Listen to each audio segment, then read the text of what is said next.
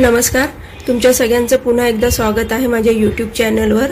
आज आपण पुढची बेसिक स्टिच शिकतोय। त्याच्यासाठी मी इथे एक सरळ रेषा आखून घेतलेली आहे व मी हा जरीचा धागा यूज करणार आहे। तसंच ही ट्यूलिपची 14 नंबरची सुई वापरणार आहे मी। आजची स्टिच आपण चेन विथ झिगझॅग स्टिच शिकतोय। या स्टिचचा उपयोग आपण कट वर्क करण्यासाठी किंवा नेट लावल्यावर नेटच्या बाजूनी टाकण्यासाठी त्याचा उपयोग करतो। इथे मी मीडियम साइजची चेन टाकून घेते जरीच्या।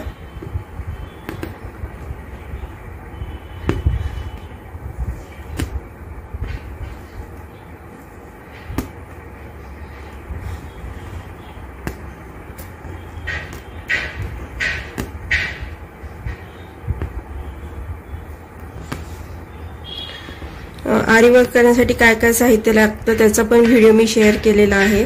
तसंच सुरुवातीची ही बेसिक चेन स्टिच कशी टाकायची त्याचा पण मी व्हिडिओ शेअर केलेला आहे। त्याच्यामध्ये मी डिटेल मध्ये सांगितलेलं आहे सुई कशी पकडायची, सुई कशी फिरवून वर काढायची, धागा कसा त्याला सुईला गुंडाळायचा, मी डिटेल मध्ये ते शिकवलेलं आहे।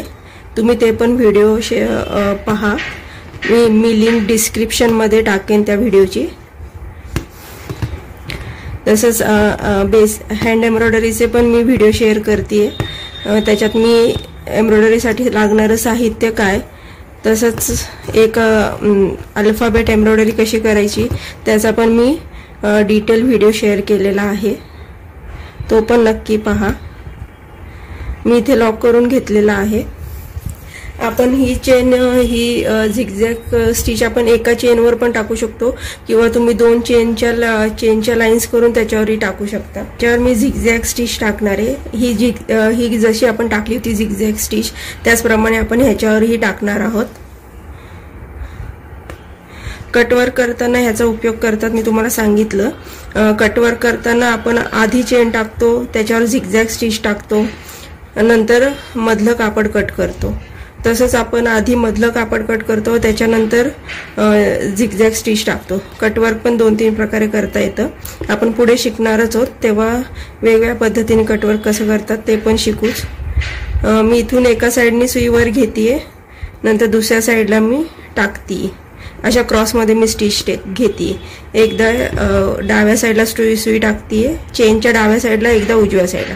आता मी उजव्या साइडला सुई टाकून चेन काढली बाहेर। आता ह्या डाव्या साइडला मी टाकून पुन्हा चेन घेते आणि या स्टिच जवळ जवळ टाकायच्यात, खूप लांब लांब नाही टाकायच्या, म्हणजे आपण जेव्हा कापड कट करतो तर ते निसटत नाही किंवा चेन मधून बाहेर येत नाही, तुमची स्टिच पक्की राहते तिथे। असं करून जरीच्या थ्रेडनीच ही स्टिच करतात, पण काही काही वेळेला सिल्कच्या थ्रेडनी पण केली जाते,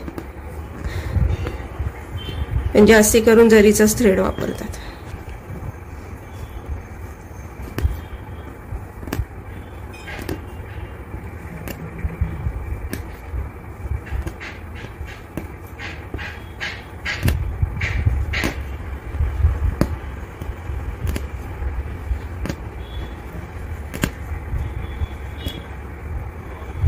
आरी वर्क ही बेसिकली चेन स्टिचच असते, मग तुमच्या प्रत्येक स्टिच मध्ये आपण ही चेनचाच उपयोग करतो। त्याच्यामुळे शिकताना बेसिक चेन स्टिच ही चांगल्या प्रकारे शिकली गेली पाहिजे। चेन जर नीट येत असेल तर तुम्ही कोणत्याही प्रकारचा टाका टाकू शकता।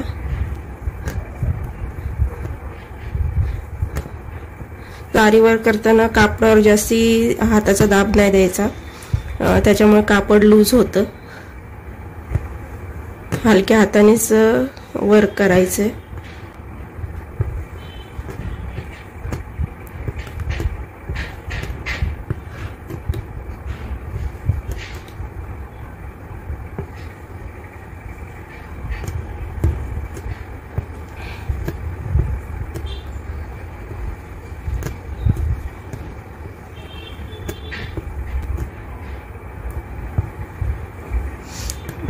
मी इथे लॉक करून घेते। अशा प्रकारे आपली चेन विथ झिगझॅग स्टिच तयार आहे। भेटूया पुन्हा नवीन व्हिडिओ मध्ये।